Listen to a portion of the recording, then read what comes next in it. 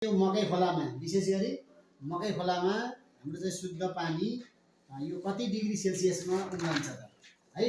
त्यसको लागि हामीले के गर्दैछौँ, आज एउटा बिकरमा पानी लिएर र आवश्यकता अनुसारका सामग्रीहरू सबै तयार पारेर हामीले के गर्दैछौँ, पानीलाई उमाल्न सुरु गर्यौँ। हामीले 4:10 मा पानी उमाल्न सुरु गरेका छौँ। अब समय पनि कति लाग्दो रहेछ र यो पानी उम्लँदाखेरि यो कति अवधिमा पानी उम्लन्छ र यो ठ्याक्कै पानी उम्लँदाखेरि तापक्रम कति पुग्छ त है।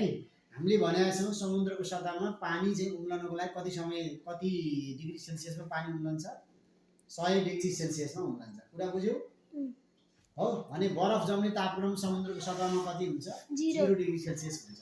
तर हाम्रो मकै खोलाको तापक्रम हैन, एटमोस्फेरिक प्रेसर त्यति त हुँदैन हैन। अब जस्तो समुद्रमा एटमोस्फेरिक प्रेसर कति हुन्छ, 760 mmHg हुन्छ हैन। त्यहाँ वायुमण्डलीय चाप त्यति हुन्छ है, स्तरीकृत वायुमण्डलीय चाप त्यति हुन्छ। हाम्रो मकै खोलामा त त्यति त छैन हो। त्यो चाप अनुसार पनि ठाउँ अनुसार पानी उम्लने तापक्रम के हुन सक्छ, फरक फरक हुन सक्छ हो। त्यसै अनुरूपको चाहिँ हामी क्रियाकलाप चाहिँ आज गरेर हेर्दैछौँ है त।